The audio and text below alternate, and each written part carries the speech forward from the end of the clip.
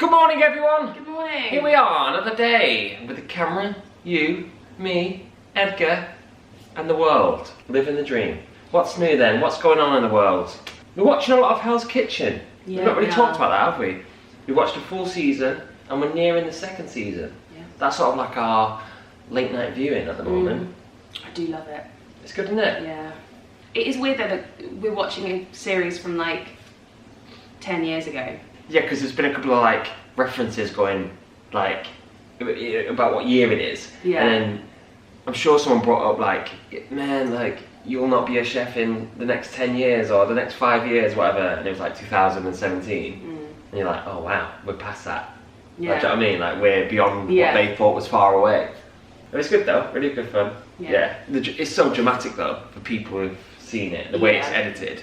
Oh my god. It's so American.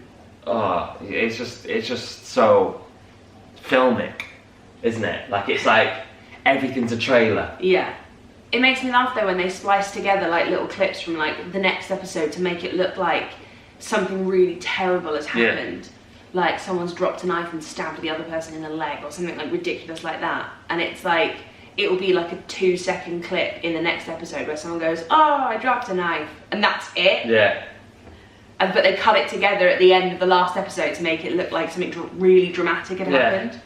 Or sometimes I think as well, they do that and they sort of cut it together, but then it gets to the next episode and you're like, where's that bit where that person like cut themselves?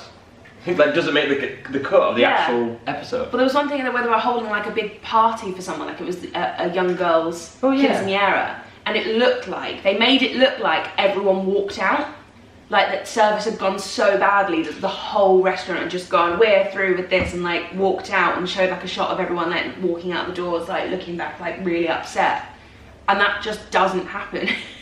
Yeah, that was next episode. Obviously. It actually all goes really well. Yeah, that footage is just them leaving. Yeah. Happy.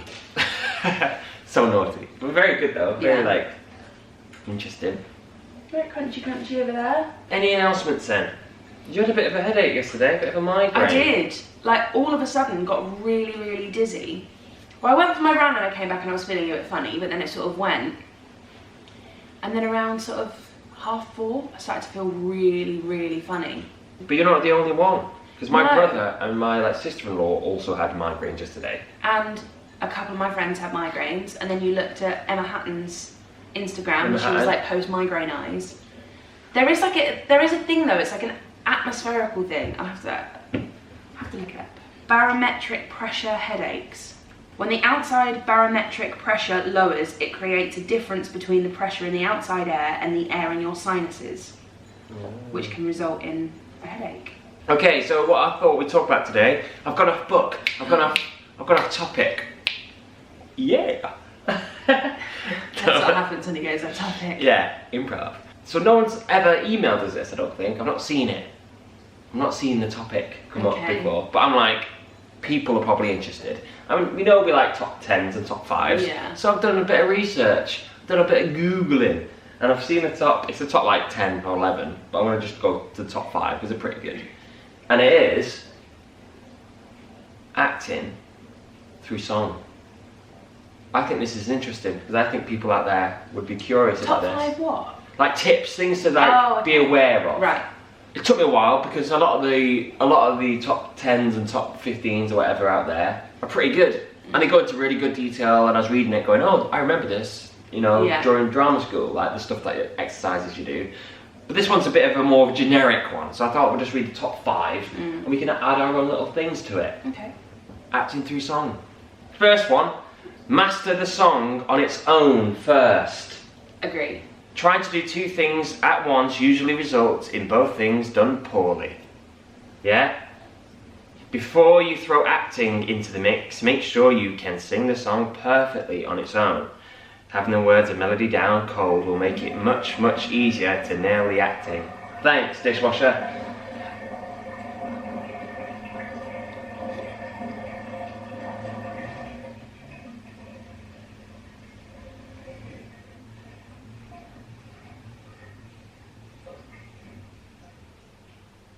So, annoying. This is my problem with auditions.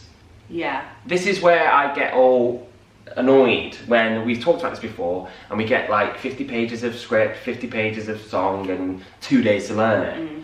And this is what annoys me about it, because you know, when I stress and go, oh my god, you know, I get my anxiety because I'm like, I can't be good enough, I can't do as good as I want to do because number one on this list, I can't master the song in time. And I find that like really frustrating. Yeah. Have you ever been in those positions? And did you agree with that as well? Because when it's like that in an audition where you get so much material and you have to just learn the song rather than master it. You're just reciting lines really. Yeah. And you do find yourself just stood there going, I'm not acting this, because in my back of my mind, all I'm trying to do is remember words. Get the lines right, yeah. Yeah. But yeah, so I definitely agree with that one. Because I always say as well, and I've said this before about like the material thing, if you are in an audition and say you've not mastered the material, you know it pretty well, but say 80%, you know about 80%, that 20% of your like mind, you know what I mean, is still like thinking about the lyrics during the song.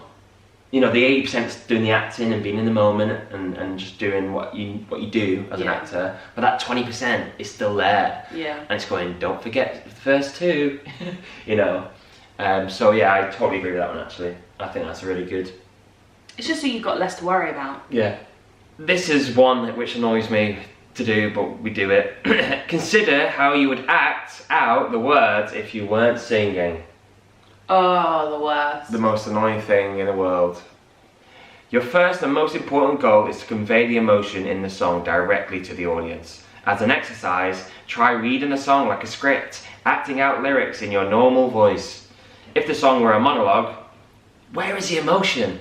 Yeah, we do this a lot. This is a thing. We don't really do it as professional working actors anymore. In terms of like, I don't think, because I'm talking about auditions here, like, you know, preparing for an audition or whatever.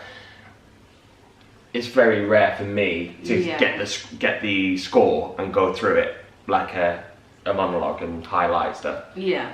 I don't really do that anymore, to be honest. I'll probably do it if I got the part and it was a part where I'm like, I need help, or I need to really understand this. Yeah, that's just the difference between auditions and rehearsals. Like when you're doing an audition, you're not going to put that amount of work in for something that might not pay off, and you're not required to. No. Like you're not required to put that amount of work in for like what is essentially a 5-10 minute audition. Like you're required to sort of like have the basics down enough for them to know that you have something to build on if they gave you the part. But I've talked about this before, but I said about the first rehearsal of High Fidelity. And the director, Tom, I love you man, but he got me to read the whole, like all the lyrics as well. And I can't tell you how much I read that day. Yeah. It was a lot. And it's like that first day as well, like the first day of rehearsals is like everyone's on sort of edge. No one really knows each other. And basically you don't want to be the person who messes up on first day or walks in and slips over, because then everyone will remember it and everyone will talk about it. You know, I remember the first day you fell over or whatever, or the first day you cracked. You know, when you're friends, by the way, and it would be in a bitchy way. But yeah, so it's important to sort of make a good impression, really, or at least like fly under the radar. You know, hide your crazy or hide your like funny quirks. Yeah. But yeah, so when I was reading all that stuff and like trying to act, I was so like conscious of like what my fellow actors thought of me. Yeah. And because I was speaking for so long, it got to the end and I was like just speaking nonsense. And I walked out and I was like, oh man, I'm so good. Because I want them to feel like I'm good. Yeah, that you are their leading man. Yeah, and I was just, near the end, I was just saying words because I couldn't act it anymore. Yeah. I think that's a good point. It depends how much you need it. Sometimes the lyrics are on the page and they sort of just bounce out at you and you're like, I know what that means. Yeah. You don't have to delve in. But I guess some musicals out there might need it. Like your Sondimes, for example. Yeah. You might need to go in and go, actually, let me really think about what this is I'm saying. Yeah. So maybe that's when you can like strip it back and just read the lyrics and go, yes, I get it now. I also think it's good to do with like long-running musicals as well, because everyone knows I Dreamed a Dream or like Music of the Night like so well to the point where you're kind of singing it without even thinking about it anymore, or you've seen so many other people perform it that you're sort of doing like a big rehash or like amalgamation of everyone who you've seen perform it.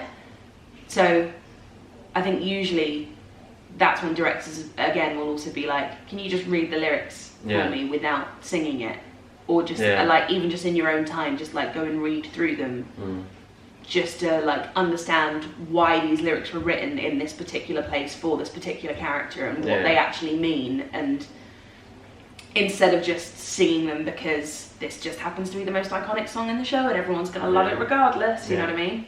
Yeah, so number 3 is, like I said, quite similar. So use the song and lyrics themselves to your advantage. When singing and acting, your most important tool is to use your singing voice to convey emotion, which seems pretty obvious.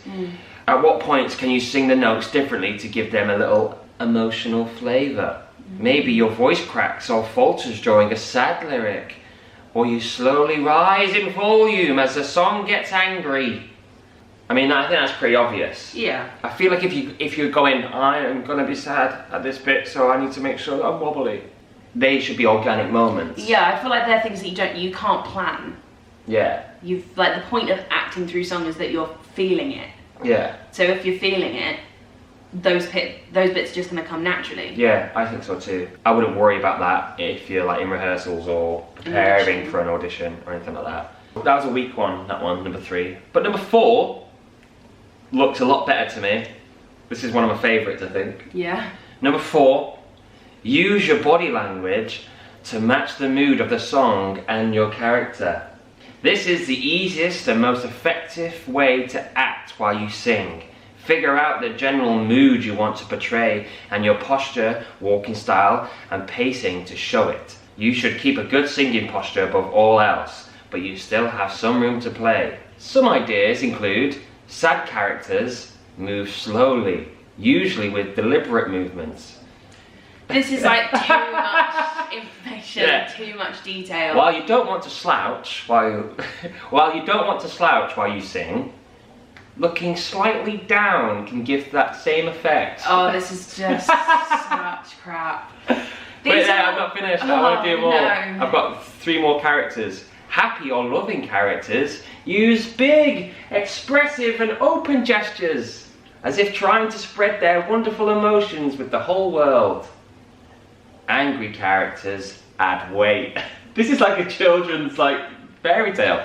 Angry characters add weight to their movements, flying around the stage, stomping and moving with short, rapid movements. I can't deal with this. And finally, pensive or thoughtful characters tend to repeat movements, like pacing, often with quick bursts of inspired movements. Eureka, in brackets, when the light bulb above their head brightens. So there's some characters. I mean, that's just... This is amazing, isn't it? Can you imagine having like a bank in your head of like, oh, this character's sad, so these are the specific movements and faces that I have to make in order to portray that this character is sad. Yeah. Isn't this like the complete antithesis of acting? Yeah. The best bit is like, while you don't want to slouch while you sing, looking slightly down can give the same effect. You big opening night, you're like, oh, what did that website say? Because I should be sad in this scene. I'll just look down, just walking out like, I dreamed a dream in time gone by. It's just, that's not acting. No. That's like preparing. Like there's a certain amount of preparation that you need to do before you go into an audition, or that's what rehearsals are for. But I feel like when you're just like not actually, I don't know, paying attention to what's happening or what there's no like reaction there or room for any kind of like change or difference in a performance if you're just going, well, sad characters look down and that is what I'm going to do for the entirety whilst I sing I Dreamed a Dream. And also there are no like sad characters or just angry characters or just happy characters. It's so black and white, isn't it? Yeah, that's so like you're either this or you're that. I Dreamed a Dream is the song that's in my head because I'm just thinking of like sad characters and that is like seen as like a sad, tragic song. But there's so many moments in that which is like, and still I dream he'll come to me, which is like dreaming of like days when they were better. It's like optimistic. So she goes from like sad and wistful to like hopeful and almost happy, like. Yeah. So it's just mad to be like, well, this character's sad, and therefore they're just going to be sad for the entirety of the song. It doesn't work like that. You know, acting is just like reflecting or representing humans, like in that way, like what we do in musicals, or like human traits at least. If you're playing someone in Cats, you're still doing human traits. And what one human is like, I'm just sad in in that moment. No one's ever just one emotion. Do you know what I mean? You're sad, but you're angry and you're jealous because of whatever reason. There's so many other things you can play with. So I think if you're just like, I'm sad. And especially because this is like acting through song as well. I don't know any song that doesn't go through like a journey. Like there are very few songs that are just, we're happy, happy, happy all the time, or like everything is rubbish and life is the worst. Like there are no songs that don't have some kind of like arc where there are like moments of like happiness or moments of like, to remember what life used to be like, or what the future could be, type things. Yeah. So in theatre school, like body language and like using gestures and stuff like that is something that they look at, and like it's a big thing because some people have it like naturally, like can stand there and just sing and maybe do something small, and it can convey huge things. But I think because it does say there like if you're angry, if you're happy, use bigger. I must be. Yeah, it's got to be huge. But I think that's a trap that people sometimes fall into. Yeah. It's very reachy and big. And I feel like if you can take anything away from what we're saying, I think less is more sometimes. I think. Yeah. If you're sort of connected with the text, you don't have to like, you know, reach out and go, I'm really happy. Well, like, that's just sort of thinking about what you do if you, that is kind of going back to almost like, you know, reading the lyrics type thing, but like how would you actually react if you were genuinely happy? Yeah. Like no one goes, I'm really happy. Yeah. Like no one does that. Yeah, because they said as well, like a thoughtful and pensive character will be pacing and then go, I've got an idea now. And that's like specific choreography that they're putting in where it's like, you know, it's almost supposed to be like stylized and dancey, then that's a completely different thing. But if we're just going off of someone like, you know, just acting and just behaving in the way that someone would if they were being like pensive or thoughtful. Yeah, you don't have to like, there's no way that you put would all do that movement into it. I don't feel it needs it. There's a couple, there's like 10 here, but we sort of touched on some. To end it, again another good one. Number 9, so I've skipped a couple, but number 9, face the audience unless otherwise noted by the director.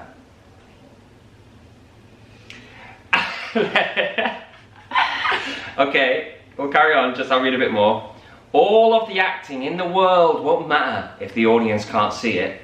Remember to keep yourself facing the audience as you act and sing, letting them into your character's world. That said, temporarily turning away from the audience or looking to the sides is a good way to act out shame, fear. Alternatively, turning your whole body to face the audience can drive home a big, powerful, emotional moment. That seems like such an... like they were running out. Oh, I've got something else if you're struggling for ideas. Just make sure you face the audience. That is... as if anyone's going to come on backwards.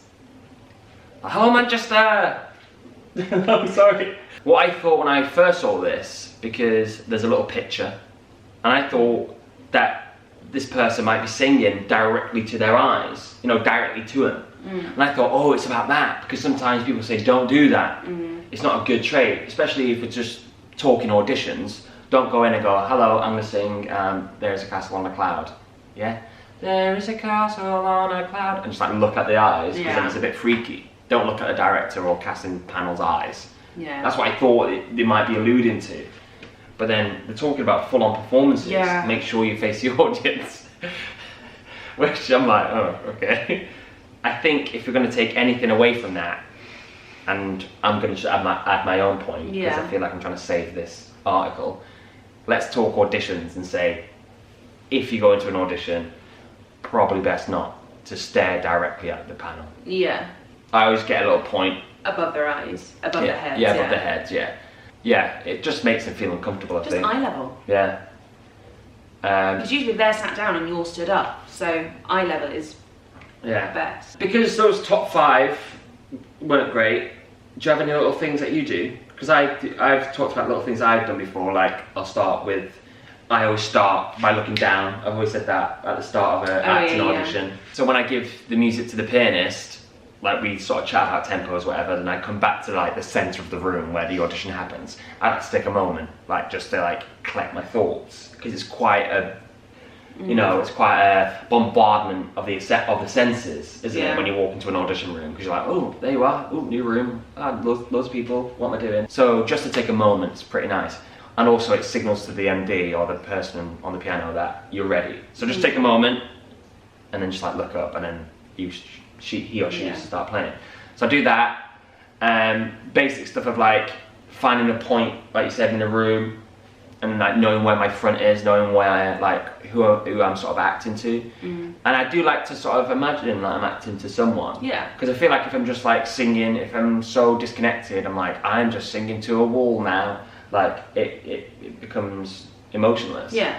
But like we always got taught, like maybe when you're doing like your song, when you've picked out a song for your audition, work out what that conversation is, and like, you know what I mean? Like, so say you are singing like a song which has a bit of like back and forth, or something.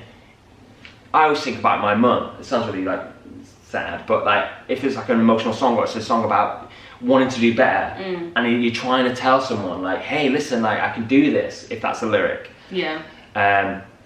Imagining like my mum being in the room, or like someone like my mum.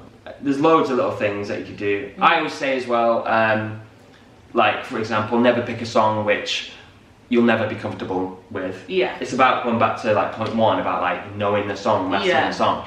If you're like, oh, I'm gonna sing This Is Me, and you might be amazing at it, you might be like really, really good at singing it, only like 9 times out of 10, and there's always a dodgy note. Don't do it. Yeah. There's a lot of songs out there that will be just as good and maybe a bit lower, but still show you off. So then you're going into that room thinking, hey, listen, I know I can act the shit out of this and sing the shit out of it with never cracking, because my voice is fine. Well, that's a bit of a... How did that even happen? Great, smashed. Well, there are some acting through songs tips. They're a bit dodgy. I think. Bit fun though. A lot of fun. Yeah. So make sure you face the audience. Yeah. That's what I've taken from this. And make sure if you're singing an angry song, you got to throw your weight round. Yeah. Oh, happy. I'm feeling happy. I'm feeling sad. Right, everyone. That's that. A bit of acting through song tips from the internet. I hope you use them well. Right. Bye, everyone. Be safe out there. Don't listen to that advice completely. Yeah? Feel it, be in the moment, act it, sing it. Bye!